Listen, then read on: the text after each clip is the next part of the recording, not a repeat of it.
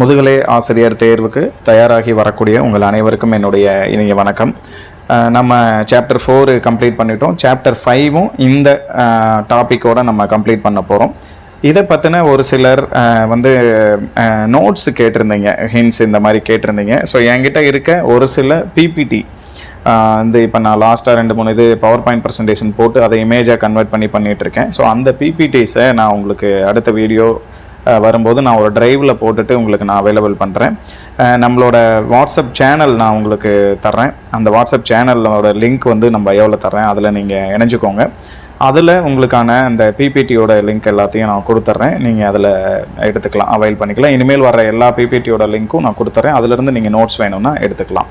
Okay, chapter 5ல் கடைசியாக நாம் பார்க்க போகிற டாபிக் லேர்னிங் டிசபிலிட்டிஸ், கற்றல் குறைபாடுகள் அப்படின்னு சொல்கிறோம். இது என்ன கற்றல் குறைபாடு அப்படின்னா, ஒரு குழந்தை எழுதுறதுலையோ வாசிக்கிறதுலையோ இல்லை ஏதோ ஒன்று படம் வரைவதுலையோ இது மாதிரி ஏதாவது ஒரு குறிப்பிட்ட கற்றலில் ஏற்படக்கூடிய அந்த குறைபாடுகளை நம்ம கற்றல் குறைபாடுகள் அப்படின்னு சொல்கிறோம். அப்போ அப்படின்னா என்ன அப்படின்னு பார்த்தோம்னா, refers to certain kinds of disorders in the basic psychological processes of an individual. ஒரு தனி நபருக்குள்ளே ஏற்படக்கூடிய இது பிரச்சனை தான். அதை தான் நம்ம அடுத்த வரியில் போட்டிருக்கோம். இன்ட்ரின்சிக் ஃபேக்டர்ஸ் அப்படின்னு சொல்கிறோம். இது தனி நபருக்குள்ளே ஏற்படக்கூடிய குறைபாடு. ஒரு வகுப்பில் இருக்க மாணவர்களில் எல்லாருக்கும் இது இருக்கும் அப்படின்னு கிடையாது. இது பொதுவான பிரச்சனை கிடையாது. ஒரு தனி நபருக்கு யாராவது ஒருத்தர் 2 பேருக்கு ஒரு வகுப்பில் இது இருக்கும் அப்படின்னு சொல்கிறோம். அடுத்தது இது பார்த்திங்கன்னா என்பது மூளை தகவல்களை உள்வாங்குவதிலும் அப்படின்னு சொல்லியிருக்கோம். முக்கியமாக கற்றல் குறைபாடுகளுக்கு முக்கிய காரணம் மூளையில் இருக்கக்கூடிய பிரச்சனை தான். மூளை தான் அடிப்படை. அதில் இருக்கக்கூடிய ஒரு நரம்பில் ஏதோ ஒரு நரம்பியல் நிலையில் இருக்கக்கூடிய பிரச்சனைகள் தான் கற்றல் குறைபாடுகளுக்கு முக்கிய காரணமாக இருக்குது அப்படின்னு சொல்கிறோம். இது தினசரி அந்த குழந்தையோட செயல்பாடுகளில் தாக்கத்தை ஏற்படுத்துது. எல்லாராலும் நல்லா வாசிக்க முடியும். ஒரு சில குழந்தைகளால் அந்த வாசிக்கிறதுல மட்டும் பிரச்சனை வரும். அது ஒரு குறைபாடு.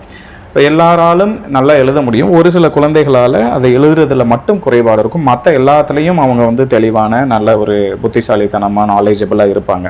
அப்படி இருக்கிறது தான் என்ன சொல்கிறோம் அப்படின்னா லேர்னிங் டிசபிலிட்டிஸ் அப்படின்னு நம்ம சொல்கிறோம். அப்போ இந்த லேர்னிங் டிசேபிலிட்டிஸ் வர்றதுக்கான காரணம் என்ன, ஏன் காரணிகள் அப்படின்னு சொல்லுவோம் இல்லையா, எதனால் இது ஏற்படுது அப்படின்னும் போது மொத்தம் 3 காரணிகள் நம்ம பார்க்குறோம். அதில் முதல் காரணி ஜெனட்டிக் ஆர் ஹெரிடிட்டி ஃபேக்டர்ஸ் அப்படின்னு சொல்கிறோம். இது மரபுசார் காரணி. அதாவது 20% 25% ஒரு குழந்தைக்கான லேர்னிங் டிசேபிலிட்டிஸ் எல்லாமே தன்னுடைய பெற்றோர்களோ இல்லை அவர்களுடைய முன்னோர்கள் கிட்ட இருந்து ஜீன்கள் வழியாக மரபு காரணியாக தான் பாதிப்பு ஏற்படுத்துது அப்படின்னு சொல்லிட்டு ஆய்வு அறிக்கையில் சொல்லப்பட்டிருக்குது. அதாவது ஒரு குழந்தையுடைய எமோஷ்னல் இம்பேலன்சஸாக இருக்கட்டும், ஒரு நினைவில் வச்சுக்க முடியாத விஷயத்தாக இருக்கட்டும், சிந்திக்கிறதுல ஏற்படக்கூடிய குறைபாடாக இருக்கட்டும், பேச்சில் ஏற்படக்கூடிய குறைபாடாக இருக்கட்டும், இது எல்லாமே பெற்றோர்கள்கிட்ட இருந்து தான் அந்த குழந்தையோட ஃபேமிலியில் யாராவது ஒருத்தருக்கு இந்த மாதிரி பாதிப்பு இருந்திருக்கும். அந்த ஜீன் வழியாக தான் இது நடக்குது அப்படிங்கிறோம். அதோட பர்சன்டேஜ் அளவு 20% 25% அப்படின்னு சொல்லுவோம். ஒரு பர்டிகுலர் ஜீன் அதுதான் இதுக்கு பொறுப்பு அப்படின்னு சொல்லிடுறோம். அப்படி இருக்கக்கூடிய குறைபாடுகள் ஜெனட்டிக் ஆர் ஹெரிடிட்டியால் ஏற்படக்கூடியவை அப்படின்னு ஒரு ஃபஸ்ட்டு சொல்லிடுறோம். நம்ம ரெண்டாவது காரணி ஆர்கானிக் ஆர் ஃபிசியலாஜிக்கல் ஃபேக்டர்ஸ் அப்படின்னு சொல்கிறோம். உடலியல் காரணி அப்படின்றோம். இந்த உடலியல் காரணி அப்படிங்கிறது ஏதாவது ஒரு அசம்பாவிதம், ஏதாவது ஒரு ஆக்சிடெண்ட்டோ இல்லை ஏதோ ஒன்று ப்ராப்ளம் நடந்திருக்கும், மால் ஃபங்க்ஷன் இந்த மாதிரி நடந்திருக்கும். அதனால் ஏற்படக்கூடிய பாதிப்புகள் ஆர்கானிக் ஆர் ஃபிசியலாஜிக்கல்னு சொல்கிறோம். ஃபார் எக்ஸாம்பிள் ஒரு குழந்தையோட நரம்பு மண்டலத்தில் ஏதோ ஒரு பிரச்சனை, நரம்பு மண்டலம் சரியாக வேலை செய்யலை, இல்லை ஏதோ ஒரு ஆக்சிடென்ட்னால அப்படி ஆயிடுச்சு, பிரெயின் டேமேஜ் ஆயிடுச்சு, விட்டமின் குறைபாடு அந்த குழந்தைக்கு இருக்குது, கலரிங் ஃப்ளேவரிங்ஸ்லாம் இந்த மாதிரி இந்த உணவு பழக்க வழக்கத்தினால அந்த குழந்தைக்குள்ள பெரிய பாதிப்பை ஏற்படுத்தி இருக்குது, முதுகெலும்பு ஸ்பைனல் கார்டுன்னு சொல்கிறோம், அதில் ஏற்படக்கூடிய பிரச்சனை, ஒரு செய்தி கொண்டு போகக்கூடிய நரம்புகளில் ஏற்படக்கூடிய பிரச்சனை, அதாவது மெசேஜ் கேரியிங் நர்வ்ஸ் அப்படின்னு சொல்கிறோம், இதில் ஏற்படக்கூடிய பிரச்சனைகள்லாம் ஆர்கானிக் ஆர் ஃபிசியலாஜிக்கல் ஃபேக்டர்ஸ் அப்படின்னு நம்ம சொல்கிறோம். அடுத்து 3வது ஃபேக்டர் என்விரான்மெண்டல் ஃபேக்டர்ஸ். சுற்றுச்சூழல் காரணி அப்படின்னு சொல்கிறோம். இது வந்து குழந்தைய சுற்றி இருக்கக்கூடிய, குழந்தைக்கு வெளியில் ஏற்படக்கூடிய காரணிகளால் இந்த மாதிரி கற்றல் குறைபாடுகள் அந்த குழந்தை மேலே ஏற்படலாம் அப்படின்னு சொல்கிறோம். அது எதெல்லாம் அப்படின்னு பார்த்தோம்னா, குழந்தை தன்னுடைய தாயோட வயிற்றில் கருவறையில் கருவுக்குள்ளே இருக்கும் பொழுது அந்த சமயத்தில் ஏதாவது ஒரு பிரச்சனை ஏற்பட்டிருக்கலாம் அந்த குழந்தைக்கு, சரிங்களா? ஒரு டிஃபெக்டிவ் என்விரான்மெண்ட்டுன்னு சொல்கிறாங்க, அது மாதிரி ஏதாவது ஒரு பிரச்சனை இருக்கலாம். ஒரு ப்ரீமெச்சூர் டெலிவரி சொல்லலாம். அதாவது குழந்தை ஒரு குறிப்பிட்ட இப்போ 9 மாதம் 10 மாதம் சொல்கிறோம் அப்படின்னா, அதுக்கு முன்னாடி 7 மாதம் குறைப்பிரசவ குழந்தைலாம் சொல்லுவோம் இல்லையா, அந்த மாதிரி குழந்தைகள் பிறப்பு இருந்திருக்கலாம். ப்ராப்பரான ஒரு மெடிக்கல் கேர் வந்து அந்த குழந்தைக்கு கிடைக்காம இருந்திருக்கலாம். ஒரு சத்துணவு, அந்த அம்மா வந்து நல்ல உணவு அந்த சமயத்தில் எடுத்துக்கணும்னு சொல்கிறோம், அதெல்லாம் அந்த குழந்தைக்கு கிடைக்காம இருந்திருக்கிறான். அதுக்கப்புறம் எமோஷ்னலாக அவங்க அம்மா வந்து அந்த குழந்தை தன்னுடைய வயிற்றில் இருக்கும் பொழுது எமோஷ்னலாக அந்த அம்மா வந்து பாதிக்கப்பட்டிருக்கலாம். அதுக்கப்புறம் ட்ரக்ஸ் ஏதாவது யூஸ் பண்ணுறதுனால இருந்திருக்கலாம். அந்த குழந்தையை சுற்றி இருக்கக்கூடிய வந்து சோசியல் கல்ச்சரல் இதெல்லாம் வந்து பிரச்சனைக்குரியதாக இருந்திருக்கலாம். ஸோ இந்த மாதிரி இருக்கிறதெல்லாம் வந்து என்விரான்மெண்டல் ஃபேக்டர்ஸ். குழந்தைக்கு வெளியே குழந்தையை சுற்றி இருக்கிறது எல்லாமே என்விரான்மெண்டல் ஃபேக்டர்ஸ் அப்படின்னு நம்ம வந்து சொல்கிறோம். இப்போ நாம் கற்றல் குறைபாடுகள் அப்படின்னா என்ன அப்படிங்கிறதையும், கற்றல் குறைபாடுகள் எதனால் ஏற்படுது அப்படிங்கிறதையும் நம்ம பார்த்துட்டோம். ஸோ இப்போ நம்ம அந்த குழந்தைகளை எப்படி அடையாளம் கண்டுக்கிறது, identification of learning disabled children அப்படின்னு சொல்கிறோம். இப்போ கற்றல் குறைபாடு யாருக்கு இருக்குதுன்னு நமக்கு தெரியணும்ல, அது தெரிஞ்சாதானே அதுக்கு தகுந்த மாதிரி நம்ம வந்து ஒரு குறைது இருக்கிறத மாதிரிலாம் செய்ய முடியும் அப்படின்னு சொல்கிறோம். அப்போ அந்த குழந்தைகளை எப்படி அடையாளம் காணுறது அப்படிங்கிறதுக்கு 2 விதமான நம்ம டெஸ்டிங் சோதனை முறைகளை பயன்படுத்துகிறோம். தமிழில் கொஞ்சம் இந்த வீடியோ எழுதிக்கோங்க, நான் சொல்கிறேன். ஸோ நான் டெஸ்டிங் டிவைசஸ், சோதனை கருவிகள் இல்லாத முறையில் எப்படிலாம் வந்து அந்த குழந்தைகளை அடையாளம் காணுறது அப்படின்னு பார்த்தோம்னா, இந்த அப்சர்வேஷன், இன்டர்வியூ, இதெல்லாம் வந்து சைக்கலாஜிக்கல் மெத்தட்ஸ்ன்னு சொல்லுவாங்க, உளவியல் முறைகள்னு. அதை பற்றி அடுத்த வீடியோ, இது முடிஞ்சதுக்கப்புறம் அந்த வீடியோ தனியாக நான் போட்டு விடுறேன். அந்த முறைகளை மட்டும் நான் போட்டு விடுறேன், அதை பார்த்துக்கோங்க. ஸோ அப்சர்வேஷன் அப்படின்னா உற்று நோக்குதல். ஒரு குழந்தைய நல்லா வந்து அதோட இயல்பான சூழ்நிலையில் நம்ம உற்று நோக்குதல் பண்ணும்போது, தெரியாமல் பார்க்கும் பொழுது அந்த குழந்தையுடைய நடவடிக்கை தெரியும், நம்ம வந்து குறைபாடை அடையாளம் கண்டுக்கலாம் அப்படின்னு சொல்கிறோம். அதே மாதிரி ரேட்டிங் ஸ்கேல், அந்த குழந்தைக்கு கொடுக்கக்கூடிய மதிப்பெண், நம்ம வந்து செக்லிஸ்ட் மதிப்பெண் வந்து ரேட்டிங் ஸ்கேலில் என்ன பண்ணுவோன்னா 3, எழுதுறதுல எத்தனை மார்க் 5, இதில் வந்து இப்படி மார்க், அதில் எது குறைவான மதிப்பெண் வாங்குதோ அந்த ஏரியாவில் வந்து குறைபாடு இருக்குது அப்படிங்கிறத வந்து நம்ம சொல்லிக்கலாம். அதுக்கப்புறம் செக்லிஸ்ட்டுன்னா நாம் இது பண்ணுவோம் இல்லையா, எல்லாமே கரெக்டாக இருக்கா செக் பண்ணிக்கோங்க, அந்த குழந்தை எழுதுனதில் எல்லாம் சரியாக இருக்கா அப்படின்றதெல்லாம் பார்க்கும்பொழுது எந்த ஏரியாவில் குறைபாடு இருக்குங்கிறது தெரிஞ்சுக்கலாம். இன்டர்வியூ பண்ணும்போது ஒரு குழந்தை பேசும்பொழுது அதில் ஏற்படக்கூடிய குறைபாடுகள் எல்லாத்தையும் நாம் கண்டுபிடிச்சிடலாம் சொல்கிறோம். இதெல்லாம் வந்து கருவிகள் இல்லாத சோதனை முறைகள் நம்ம வந்து அந்த குழந்தைய பண்ணுறது. அதுக்கு அடுத்தது டெஸ்டிங் டிவைசஸ், கருவிகளோடு சேர்ந்து என்னென்ன சோதனை முறைகள்லாம் இருக்குது அப்படின்னு பார்க்கும்போது மொத்தம் நமக்கு கிட்டத்தட்ட 100க்கும் மேற்பட்ட கருவிகள் இருக்குது. கருவிகள்னால் இன்ஸ்ட்ருமெண்ட்ஸாக இருக்கட்டும், ப்ளஸ் ஏதாவது அவங்க வந்து பர்டிகுலராக ஒரு குறிப்பிட்ட கற்றல் குறைபாடை கண்டுபிடிக்கிறதுக்காக இருக்கக்கூடிய சோதனை முறைகள் இருக்குது. அது மாதிரி நிறைய இருக்குது. இந்தியாவிலேயே விபி சர்மா அண்ட் சுக்லா பண்ணியிருக்காங்க, டெரல் பண்ணியிருக்காங்க, ஸ்டான்ஃபோர்ட் யூனிவர்சிட்டி பண்ணியிருக்காங்க. இந்த மாதிரி நிறைய இருக்குது. ஆனால் அதில் நாம் வந்து பொதுவாக ஒரு 3 பிரிவாக இதை எடுத்துக்கிட்டோம். மொதல் வந்து இன்டெலிஜென்ஸ் டெஸ்ட்டு, நுண்ணறிவு சோதனை அப்படிங்கிற ஒரு குழந்தையுடைய நுண்ணறிவு எந்த அளவில் இருக்குது மற்ற குழந்தைகளை கம்பேர் பண்ணும்போது அப்படிங்கிறத வந்து நாம் டெஸ்ட் பண்ணுறது, அது ஒரு சோதனை.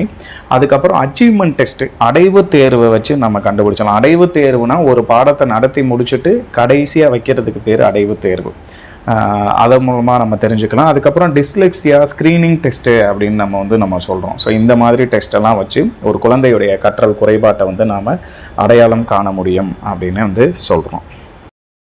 அடுத்து ஒரு சில முக்கியமான கற்றல் குறைபாடுகளை பற்றி ஒரு 3 குறைபாடுகளை பற்றி பார்க்க போகிறோம். அதில் ஃபஸ்ட்டு வந்து டிஸ்லெக்ஸியா அப்படின்னு சொல்கிறோம். இதை என்னன்னு சொல்லுவாங்க அப்படின்னா, வாசிக்கும் திறனில் ஏற்படக்கூடிய குறைபாடை தான் வந்து டிஸ்லெக்ஸியா அப்படின்னு சொல்கிறோம்.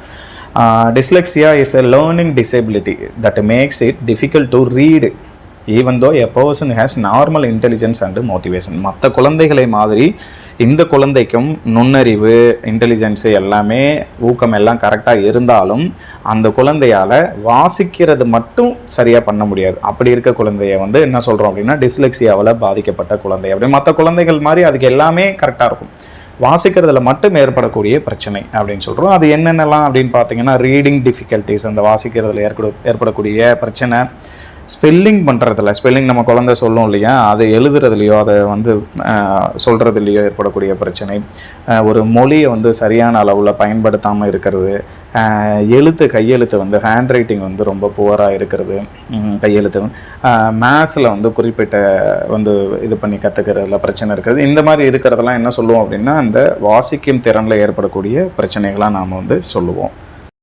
அடுத்த தலைப்பு வந்து டிஸ்கிராஃபியா அப்படின்னு சொல்கிறோம். எழுதுதலில் ஏற்படக்கூடிய திறன் குறைபாடு அப்படின்னு சொல்கிறோம். இதை தான் நம்ம வந்து learning disorder that specifically affects writing abilities, எழுதும் திறன் அதில் இருக்கக்கூடிய குறைபாடு தான். Going buoyant just Messi hand writing, கையெழுத்து மட்டும் அதில் மட்டும் பெரிய பிரச்சனையாக இருக்கும். அது எப்படிலாம் இருக்கலாம் அப்படின்னு பார்த்தீங்கன்னா இர்ரெகுலர் லெட்டர் சைஸஸ், எழுத்து வந்து பயங்கர, ஒரு சிலர் பார்த்தீங்கன்னா ஒரு நார்மலான எழுத்து நம்ம எல்லாருக்கும் தெரியும் அது என்ன சைஸில் இருக்கும் அப்படின்னு, இவங்க பயங்கர பெருசாக எழுதுவாங்க, இல்லை ரொம்ப குட்டியாக எழுதுவாங்க, ரொம்ப நீளமாக இழுத்து எழுதுவாங்க, இந்த மாதிரி இருக்கிற பிரச்சனைலாம் இருக்கும். வார்த்தைகளை முழுமையாக முடிவடைஞ்சிருக்காது, அன்ஃபினிஷ்டு வேர்ட்ஸ்ன்னு சொல்கிறோம். ஒரு வார்த்தையில் ஒரு கடைசி எழுத்தை விட்டுட்டு எழுதுவாங்க, அந்த மாதிரி பிரச்சனை இருக்கும். அந்த பங்க்சுவேஷன்ஸ்லாம் தப்பாக இருக்கும், புள்ளி கமா இந்த மாதிரி பண்ணுறது, இதெல்லாம் வந்து தப்பான இடத்துல நம்ம வச்சு பண்ணுவாங்க. அன்யூஸ்வல் ரைட்டிங் டூல் கிரிப் அப்படின்னு சொல்கிறோம், பிடிச்சி எழுதுறதில் வேறு மாதிரி, எல்லோரும் ஒரு விதமாக பேனா பிடிச்சி எழுதுறது, அந்த மாதிரி பிரச்சனைலாம் இந்த குழந்தைங்களுக்கு இருக்கும். இதுலேயே வந்து ஸ்பெல்லிங் பண்ணுறதில்ல, கிராமட்டிக்காக எழுதுறதில்ல, பங்க்சுவேஷன் பண்ணுறதில்ல, ஒரு வாக்கியத்தை முழுமையாக முடிவடைகிறதில்ல, இதிலலாம் ஏற்படக்கூடிய பிரச்சனைகள் வந்து டிஸ்கிராஃபியா அப்படின்னு நம்ம வந்து சொல்கிறோம். அடுத்த தலைப்பு வந்து டிஸ்கால்குலியா, கணக்கில் மட்டும் ஏற்படக்கூடிய பிரச்சனை, கணக்கெடுத்தலில் மட்டும். இது என்ன ஆகும்னா learning disorder that disturbs a persons ability to understand numbers and math related concepts. இப்போ பார்த்தோம்னா ஒரு சில குழந்தைகளுக்கு டோட்டலாக ஒரு 5-6 நம்பர் எழுதும்போது அந்த நம்பரோட இடத்தை மாற்றி எழுதிடுவாங்க. கடைசியாக வர வேண்டிய ஒரு நம்பரை அதுக்கு முன்னாடி இருக்க இடத்துல போட்டுருவாங்க. 100ங்கிறத 1000ன்னு படிப்பாங்க. இந்த மாதிரி ஒரு பர்டிகுலராக கணக்கில் மட்டும் ஏற்படக்கூடிய பிரச்சனையை வந்து டிஸ்கால்குலியா அப்படின்னு நம்ம வந்து சொல்கிறோம். ஸோ கடைசி டாபிக் வந்து remedial measures for some specific learning deficiencies அப்படின்னு சொல்கிறோம். இப்போ நம்ம கற்றல் குறைபாடுகள்னால் என்னென்னு பார்த்தோம் இல்லையா, அதை வந்து சரி பண்ணுறதுக்காக, அந்த குறையை தீர்க்கிறதுக்காக என்ன மாதிரியான கற்பித்தல் முறைகள்லாம் நாம் வந்து பயன்படுத்தலாம் அப்படின்ட்டு பார்க்குறோம். ஸோ ஃபஸ்ட்டு வந்து ஹேண்ட் ரைட்டிங், ஒரு குழந்தையுடைய கையெழுத்தை சரி பண்ணுறதுக்கு என்னெல்லாம் பண்ணலாம் அப்படின்னா, கையெழுத்து சரியில்லாமல் போகிறதுக்கு என்ன காரணமாக இருக்கும், அந்த குழந்தை வந்து lack of proper motor control அப்படின்னு சொல்லுவோம். அதாவது தன்னுடைய கையை வந்து சரியான விதத்தில் பயன்படுத்த முடியாமல் இருக்கலாம். ஸோ அதுதான் முக்கிய பிரச்சனையாக இருக்கும். ஸோ அதுக்கு நாம் வந்து என்ன பண்ணலாம் அப்படின்னா மசில்ஸ் எக்ஸசைஸ்லாம் கொடுக்கலாம். தசை பயிற்சி அந்த குழந்தைகளுக்கு கொடுத்து கையை வந்து எந்த விதத்தில் பயன்படுத்தணும் அப்படிங்கிறத வந்து ப்ராப்பரான பொசிஷனில், ஒரு நம்ம பேனா பிடிச்சி எல்லோரும் ஒரே மாதிரி எழுதுவோம், இன்னொரு குழந்தை ஒரு 2 விரலுக்கு இடையில வச்சு எழுதுறதுல வேறு விரல்களுக்கு நடுவில் வச்சு எழுதிட்டு இருப்பாங்க. அதெல்லாம் வந்து நம்ம சரி பண்ண கொடுக்கலாம் அப்படின்னு சொல்கிறோம். இது வந்து கையெழுத்தை சரி பண்ணுறதுக்கு. அடுத்தது வந்து ஸ்பெல்லிங்கை சரி பண்ணுறதுக்கு வந்து இதை என்ன பண்ணலாம் அப்படின்னா, அந்த குழந்தைங்களை 2 வார்த்தைகளை எழுதின வார்த்தையையும் புக்கில் இருக்க வார்த்தையும் கம்பேர் பண்ண சொல்லலாம். அதுக்கப்புறம் எழுதுனதையும் நீ ஏற்கனவே இருக்கிறத வந்து பார்த்து எழுது அப்படிங்கிறத சொல்லி பார்த்து கரெக்டாக எழுது. இப்போ ஒரு வார்த்தை இருக்குன்னா அதை பார்த்து கரெக்டாக எழுது, ஏன்னா ஸ்பெல்லிங் மிஸ்டேக் வராது அப்படிங்கிறத சொல்லலாம். அடுத்து படிக்கிறதுல ஏற்படக்கூடிய குறைபாடு, ரீடிங்கில் நம்ம சொல்லியிருப்போம், ஏற்கனவே நம்ம எல்லாருக்கும் தெரியும், ஒரு தொடர்ந்து வாசிக்க வைப்போம் வார்த்தைகளை பார்த்து. ஸோ ஃபொனட்டிக் கைடன்ஸ்லாம் அந்த குழந்தைகளுக்கு வந்து கொடுக்கலாம் அப்படின்னு சொல்லலாம். ட்ரில், தொடர்ந்து பயிற்சினால் மட்டும்தான் என்ன பண்ண முடியும்னா இதெல்லாம் சரி பண்ண முடியும் அப்படின்னு சொல்கிறோம். மாடல் ரீடிங், எப்படி படிக்கணுங்கிறத நாம் ஒரு முறை படித்து காட்டலாம். அப்படி படித்து காட்டும் பொழுது வந்து அந்த குழந்தைக்கு இப்படி தான் படிக்கணும் அப்படிங்கிறது வந்து தெரியும். ஸோ இதெல்லாம் சரி பண்ணி கொடுக்கலாம். அதுக்கப்புறம் மல்டி சென்சரி, நிறைய வந்து சென்சஸை வந்து பயன்படுத்தலாம். அதாவது புலன்களை பயன்படுத்தி அந்த குழந்தைகளை வாசிக்கிற அனுபவத்தை நம்ம வந்து கொடுக்கலாம் அப்படின்னு சொல்கிறோம். அடுத்தது, ஒரு குழந்தை தன்னுடைய சிந்திக்கிறதுலையும் ரீசனிங் எபிலிட்டிஸ்லையும் பிரச்சனை இருக்குது. அதாவது ஒரு சிந்தனை திறன்லையும் காரணம் காண்றது திறனும் வந்து அந்த குழந்தைக்கு குறைவாக இருக்குது, அதில் குறைபாடு இருக்குது அப்படின்னு பார்த்தோம்னா, அப்போ அந்த குழந்தைய வந்து நம்ம என்ன பண்ண வைக்கணும் அப்படின்னா நிறைய ஸ்டெப்ஸ் எல்லாம் ஃபாலோ பண்ணணும். முதல்ல தகவலை சேகரிச்சுக்கோ, டேட்டாவை கலெக்ட் பண்ணு, அதை அனலைஸ் பண்ணு. அதுக்கப்புறம் அதுக்கான வந்து ஒரே மாதிரி சிமிலாரிட்டிஸ் என்னென்ன, டிஸ்சிமிலாரிட்டிஸ் என்னென்னு சொல்லி பாரு. அதுக்கப்புறம் கிளாஸிஃபை பண்ணு, ஒரு தகவலை வந்து கிளாஸிஃபை பண்ணு, பிரித்து பாரு, 2யும் ஒன்று கிடையாது அப்படிங்கிறதெல்லாம் இந்த மாதிரியான பயிற்சியெலாம் அந்த குழந்தைகளுக்கு கொடுக்கும் பொழுது அந்த குழந்தையுடைய சிந்தித்தல் திறன் வந்து அதிகமாகும் அப்படின்னு நம்ம வந்து சொல்கிறோம். கடைசியாக சோசியல் ஸ்கில்ஸ், சமூக திறன்களில் ஒரு சில குழந்தைகள் வந்து சமூகத்தோடு ஒட்டவே மாட்டாங்க, இந்த கும்பலோடு சேரவே மாட்டாங்க, எப்பவும் தனியாகவே இருப்பாங்க. ஸோ அந்த மாதிரி குழந்தைகளுக்கு அந்த திறனை வந்து சரி பண்ணுறதுக்கு என்ன பண்ணலாம் அப்படின்னா, நிறைய கரிக்குலர் ஆக்டிவிட்டீஸ், பாட தொடர்புடைய இன்னும் நிறைய கரிக்குலர் ஆக்டிவிட்டீஸ் வந்து நிறைய கொடுக்கும் பொழுது அவங்களுக்கு வந்து என்ன ஆகுதுன்னா, அதுக்கான வாய்ப்புகளை ப்ராப்பர் ஆப்பர்ச்சுனிட்டிஸ் நம்ம வந்து ஏற்படுத்தி கொடுக்கும் பொழுது அந்த குழந்தைகள் எல்லார் கூடயும் பழகுவாங்க. அவர்களுடைய திறன் அங்கே வெளிப்படுத்த வாய்ப்பு இருக்குது. இப்போ ஒரு விளையாட்டு அப்படின்னும் போது அந்த குழந்தைங்க எல்லாம் ஒன்றா சேர்ந்துருவாங்க. இப்போ அந்த குழந்தைங்க விளையாடும் பொழுது அங்கே ஒரு சமூக திறன் வந்து அந்த குழந்தைகளுக்கு நல்ல விதத்தில் கிடைக்கும் அப்படின்னு சொல்கிறோம். ஸோ இவ்வளோ தான் இன்றைக்கி நம்ம பார்க்கக்கூடிய கற்றல் குறைபாடுகள் அப்படிங்கிற தலைப்பில். இதில் கேள்விகள் எப்படி வரலாம் அப்படின்னு பார்க்கும்போது, ஒரு குழந்தைய பர்டிகுலராக கற்றல் குறைபாடு இருக்கா இல்லையா அப்படிங்கிறத நம்ம தெரிஞ்சுக்கிறோங்கிறத அண்டர்ஸ்டாண்ட் பண்ணியிருக்கோமா இல்லையாங்கிறத கேட்குறதுக்கான ஒரு கேள்வி வரலாம். ஃபார் எக்ஸாம்பிள், ஒரு குழந்தை ஒரு எழுத்தை எழுதுறதுல சிரமப்படுது, இது வந்து கற்றல் குறைபாடாக இல்லையா அப்படின்னு சொல்லிட்டு நம்மக்கிட்ட கேட்கலாம். பர்டிகுலராக கணக்கு மட்டும் எழுதுறதுல அந்த குழந்தைக்கு பிரச்சனை இருக்குது, அந்த கற்றல் குறைபாட்டோட பேர் என்ன அப்படின்னு சொல்லி கேட்கலாம். கற்றல் குறைபாட்டுக்கு காரணம் வந்து என்விரான்மெண்ட்டா, அதாவது சூழலா இல்லை மரபா அப்படின்னு கேட்கலாம். ரெண்டுமே அப்படிங்கிறது தான் நமக்கான இது வந்துட்டு ஆன்சர். அப்போ வந்து மரபுனால அந்த குழந்தைகளுக்கு பாதிப்பு இருக்குது, கற்றல் குறைபாடு ஏற்படுது. சூழ்நிலையாலும் அந்த குழந்தைக்கு வந்து கற்றல் குறைபாடு ஏற்படுது அப்படிங்கிறதெல்லாம் நமக்கு கேட்கலாம். அடுத்தது டெஸ்டிங் டிவைசஸ் பற்றி, அந்த குழந்தைகளை அடையாளம் காண்றதுக்கு எப்படிலாம் பயன்படுத்தலாம். இப்போ அப்சர்வேஷன் அப்படிங்கிற மெத்தட்லாம் எப்படி பயன்படுது, இன்டர்வியூ மெத்தட் மூலமாக எப்படி நாம் அந்த குழந்தைகளை அடையாளம் காணலாம், அதே மாதிரி இன்டெலிஜென்ட் டெஸ்ட்னா என்ன, அச்சீவ்மெண்ட் டெஸ்ட்டு அப்படிங்கிறத பற்றிலாம் நம்ம வந்து கேள்விகள் கேட்கப்படலாம். அடுத்தது டிஸ்லெக்சியா, டிஸ்கிராஃபியா, டிஸ்கால்குலியா, இது மூணுத்துக்குமான வித்தியாசம் நமக்கு தெரிஞ்சிருக்கணும். எழுதுறதுல குறைபாடுன்னா என்ன, வாசிக்கிறதுல குறைபாடுன்னா என்ன, கணக்கிடுறதுல குறைபாடுன்னா என்ன அப்படிங்கிறத நம்ம வந்து சரியாக அண்டர்ஸ்டாண்ட் பண்ணியிருக்கோமா அப்படிங்கிறத நம்ம வந்து தெரிஞ்சு வச்சுக்கணும். இறுதியாக ஒரு பர்டிகுலர் ஏரியாவில் கையெழுத்தில் மட்டும் ஒரு குழந்தைக்கு பிரச்சனை இருக்குது, அதை சரி பண்ணுறதுக்கான மெத்தட் என்னன்னு சொல்லிட்டு ஒரு 4-5 ஆப்ஷன் கொடுத்து அதில் கேட்கலாம். கணக்கு இப்போ வந்து கையெழுத்தை சரி பண்ணுறதுக்கு மசில் எக்ஸசைஸ் அப்படிங்கிற ஒரு ஆன்சரை கொடுத்துட்டு மற்ற ஆன்சர்லாம் வேறு இதை கொடுத்து நம்மக்கிட்ட கேள்வி கேட்கலாம். ஸோ இதெல்லாம் இதில் கேட்கப்படக்கூடிய வாய்ப்பு இருக்கக்கூடிய கேள்விகள். நம்ம சாப்டர் 5 இப்போ வந்து நம்ம கம்ப்ளீட் பண்ணி முடிச்சிட்டோம் இதோட. ஸோ இதில் ஒரு டெஸ்ட் கொஸ்டின் ஒரு 25 கேள்வி போன சாப்டருக்கு கொடுத்த மாதிரி நான் குவிஸ் ஒன்று கொடுக்குறேன், நீங்கள் அதை அட்டன் பண்ணி பாருங்கள். தொடர்ந்து நம்ம அடுத்த சாப்டர்லாம் பார்க்க போகிறோம். ஸோ உங்கள் நண்பர்கள் டிஆர்பிக்கு ப்ரிப்பேர் பண்ணுற எல்லாருக்கும் இந்த செய்தியை கொண்டு போய் சேருங்க. நம்ம சேனலில் தொடர்ந்து ஃபாலோ பண்ணுங்கள். நன்றி.